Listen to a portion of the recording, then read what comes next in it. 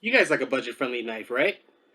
So a little while back, I recommended the Daiwa Gyuto as a really good budget Gyuto to start off with, and you can find a video right here. And about 2 months ago, I found another really good budget Gyuto option that I haven't really been able to get around to it until today. So today, I'm going to introduce you to the KitchenKnives.ID Gyuto. Alright, so a quick disclaimer, I purchased this knife 100% with my own money. KitchenKnives.ID did not send me this knife. And so that way you guys know I don't have a horse in the race, and all of my opinions are my own and 100% honest as always. And also, just like all the videos, a knife can be sharp straight out of the box. So we're going to do a first impression video today, and then we're going to come back in 6 months and see how this knife holds up. So how I actually came across this knife was about 2 months ago after a long day of work. I'm sitting there like many of us. I'm sitting there flipping through IG, just going through the motion, which my wife freaking hates, of course. We all have to work on it. As Jeremy from A Simple Little Life says, we're all trying to get away from the algorithm, right? We're all trying to be better about spending too much time on social media, and I am definitely guilty of that. So anyway, back to the knife itself.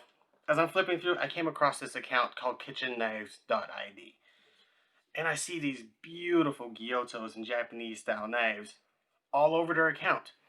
And I'm thinking to myself, how have I never seen this account before? So I decided to message them, and I find out that they're an Indonesian company based out of course, Indonesia. And I decided to pull a trigger on one of these knives to test it out. Even more intriguing is the price of it. I paid less than $100 for this knife. And usually a knife this pretty with this nice of a finish will cost you a little more than $100. So I figure I'll introduce this knife to you guys, help out a small Indonesian company, and see whether or not this will be a good budget Gyuto for you guys and for myself. Let's jump straight into it and talk a little bit about the specs. This one right here is the 240 millimeter Gyuto with the rosewood and embroidered burl handle. And when I asked them about the type of steel that they use, it's actually pretty similar to what Daiwa does. Whereas Daiwa split it up into two different lines, which is the leaf spring and the pipeline steel line. Kitchen Knives ID use either or. So the knife that you get is either leaf spring or pipeline steel. They don't guarantee which one you're going to get. So that's kind of one caveat about ordering the knife from them. And when I asked them about the Rockwell hardness, they said they heat treat it to about 60 Rockwell hardness, which in my mind, I would say probably more closer to like 59 plus or minus 2, which is fairly standard for most of your kitchen knives that you get. It's about 59 plus or 2 Rockwell hardness. All right, so let's jump in and talk about the fit and finish a little bit. I think the fit and finish on this knife is fantastic, especially for how much I paid for it. I paid $80 for this knife. For $80, you're getting all of this. That's a pretty damn good deal, at least for me. So if you are interested in buying one of these knives, you can buy it direct from KitchenKnives.ID, which I'll link their IG handle right now down here. And then there are two other sources that are local to the United States that you can buy. It's thehomebutcher.com and realsharpknives.com. I have zero affiliations with either one of those websites, but I just want to give you guys the resources if you guys are interested in buying one of these knives. Now, let's talk about the fit and finish. Going back, rosewood handle, embroidered burl, octagonal, traditional Y handle. I gotta tell you, this handle is done so nicely. It just kind of blows the Daiwa knife away. The Karochi finish is done really nicely. The polished portion of the blade is polished very nicely as well. There are very little sanding marks that you can see. And if you look at the finish, okay, I don't want to admit this, but I'm going to have to admit this. You will see a little bit of discoloration on both sides if you look very closely when I do the B-roll shots for you guys. That's actually my fault. When I took this knife downstairs to kind of polish the Y handle up a little bit because I wanted it a little bit more glossy, I must have accidentally splashed some water onto the blade itself that I didn't see, and it created a very small rust spot. And this is where the bad horror story begins. I took some barkeeper's friend to try to remove the rust spot. And so I dabbed it on there, removed the rust spot, washed it off, and then I noticed a small discolored spot on there. I'm just kind of like, huh, maybe I'll put more barkeeper's friend on it. And then I scrubbed the whole knife with it. I'm just like, maybe that can take the discoloration off. Nope. it just discolored the knife on both sides. So that was my screw up. I think I have a picture that I can link right now that you can see here. That you can see that the finish when it first came, or the picture that he sent me, does not have that very slight discolored line to it. So because of that, I might, sand off the Scorochi finish and just force a patina on it, just so I don't have to look at my mistake all day long. But anyway, moving on. Another thing that makes the fit and finish so nice for an $80 knife is that this knife comes with a crowned spine and rounded choil. That's a very premium feature that a lot of more expensive knives don't even have, like $150, $200 knives don't even have. For an $80 knife to have this is a very, very nice feature. One other thing that I really like about this knife is how nice and distal the grind is, okay? This grind is super gradual and it's very nice. It is a little bit on the thicker side. As you can see right here on the spine, it's about 3 millimeters on the spine. Have my calipers right here. You can measure right now. It's about 2.96 millimeters, so it's about 3 millimeters thick on the spine. And that makes the knife a little bit on the heavier side. And now that we're talking about weight, let's talk about the balance of the knife. The balance of the knife is a little bit more forward than I would like, just a hair. It is just a little bit more forward than my pinch grip, about maybe like a millimeter or two.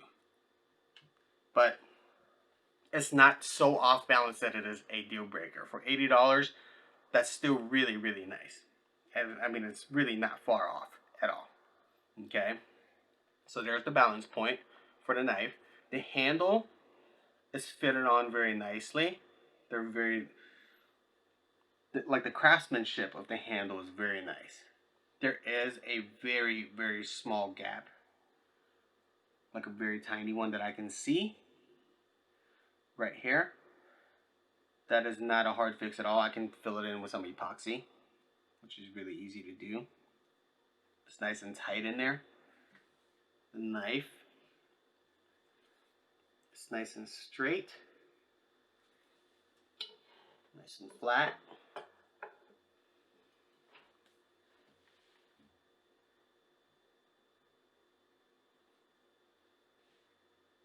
The handle is aligned well. So for an $80 knife, the fit and finish of this knife is very, very nice. So let's go ahead and grab a few things and let's do a cut test. Alright, so I don't know whether or not I mentioned this. This knife also comes with this sheath standard, so which is kind of nice to, have a sheath be included instead of just a paper sleeve or some newspaper wrapped on your knife. So it's kind of a nice touch. Now, as always, I'm ill prepared again, so the only thing I have today is a potato, which is still a fine thing to try to cut and see whether or not it cuts well.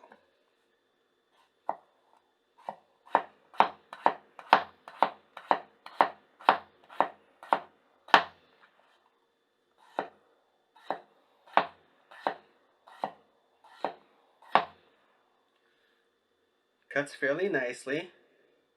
It's not, even though the knife is a little bit thicker, it's not wedging through the potato, which is a nice sign.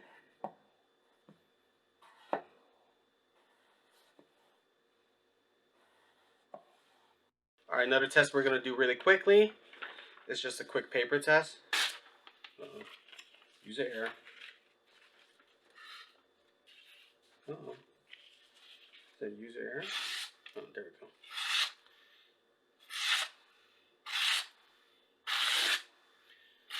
Now, I gotta say, for what it is, the knife is definitely not as sharp as I would want it right out of the box. So I would say that you're going to want to, at least touch up the edge a little bit, just like the Daiwa knife. But at least you're not going to have a bunch of other stuff that you're going to have to work on as you just need to put a new edge on it. So it's a fairly easy fix.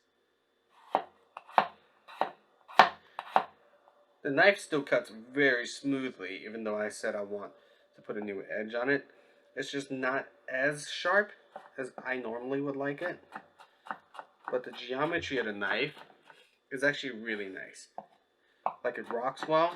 It has a very nice flat spot that I can use for chopping.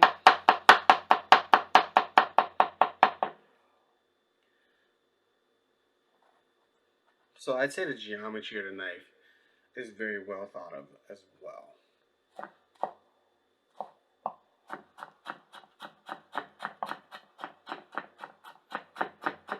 So this wrap up the cut test and the first impression video for this 240mm gyuto from KitchenKnives.ID. I will link everything down below so you can figure out where you can get one of these bad boys at. And if I do decide to put a new edge on it, you know I'll make a video on it. And this pretty much wraps it up. And if you guys do like this video, hit that like button, hit that subscribe button. It will mean the world to me. It'll help me support all of this madness. And I will see you guys next week. Bye.